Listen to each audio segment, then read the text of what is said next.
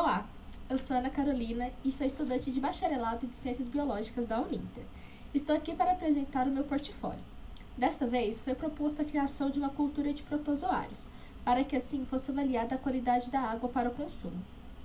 Foi proposta a criação de 2 amostras. As 2 amostras são de água da torneira recolhidas na minha residência. Vamos aos fatos. A amostra 1 consiste de água da torneira com uma folha de couve lavada, esta cultivada em casa, e uma colher de amido de milho. A amostra 2 consiste em água da mesma torneira da amostra anterior, uma folha de couve sem lavar e um pouco de terra da horta, além, é claro, da colher de amido. Desde o dia da criação das amostras, foi visível a diferença na coloração das duas. Enquanto a amostra 1 apresenta uma coloração mais esbranquiçada, a amostra 2 já ficou numa tonalidade pro lado de marrom. No início das minhas observações no microscópio, achei que não tinha encontrado nada de relevante nas amostras. Porém, mais tarde fui reavaliar as imagens que eu fiz delas.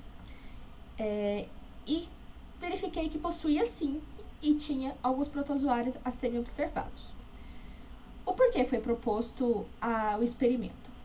Muitos podem não saber, mas os protozoários são usados como parametragem para a qualidade de consumo da água. Alguns protozoários são inofensivos, mas sim, alguns são parasitas. Mas o que é um protozoário? Os protozoários são seres vivos unicelulares eucariontes, pertencentes ao reino protista. Geralmente vivem em água doce, embora também sejam encontrados em água salgada, iodo e solo úmido.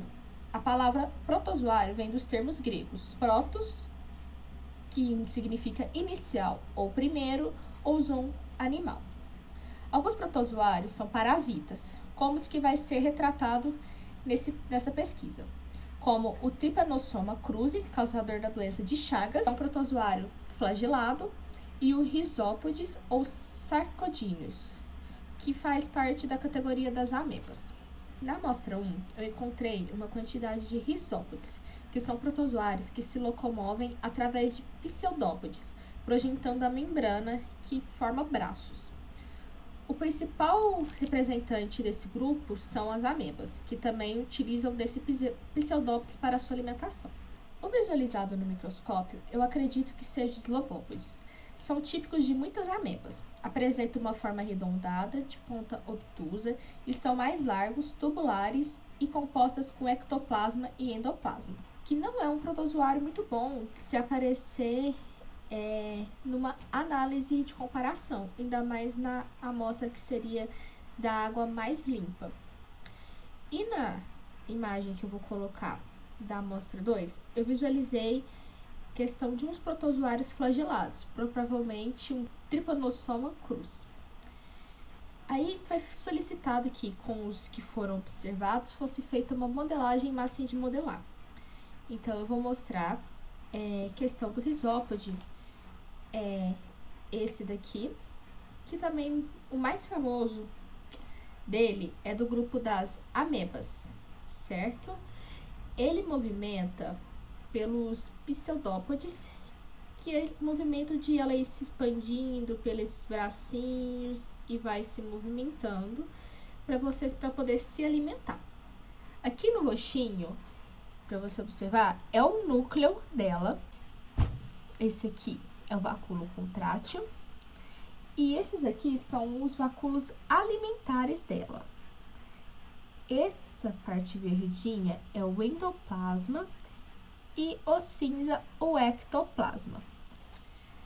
Isso daqui foi o protozoário que eu consegui observar na minha amostra 1. Na minha amostra 2, que era com água mais suja, eu visualizei o Trypanosoma cruzi, que é esse daqui.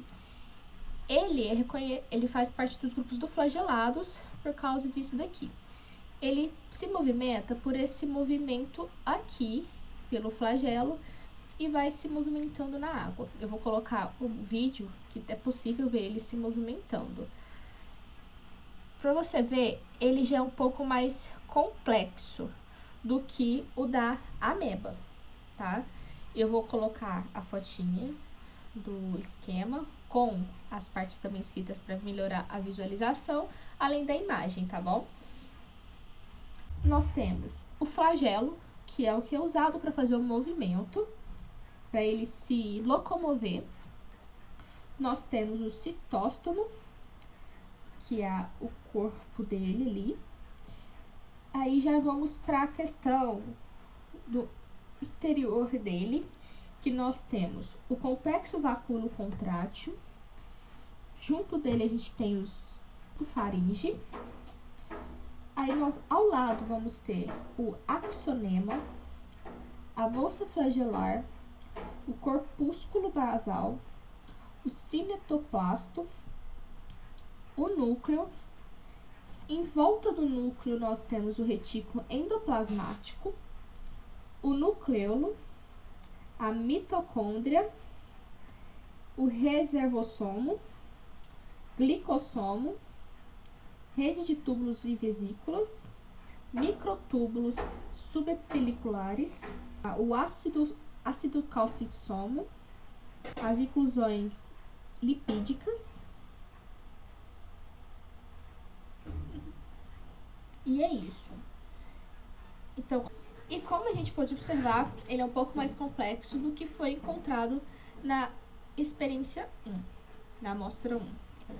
Porém, nenhum dos dois é aceitável estar na nossa amostra, pois todos dois causam doenças. Como eu mencionei no início,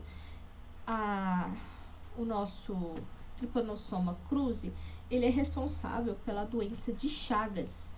Então, não é muito aceitável a apresentação dele lá. E muito menos as amebas, né? Porque você sabe que a ameba também pode causar amebise, se eu não me engano.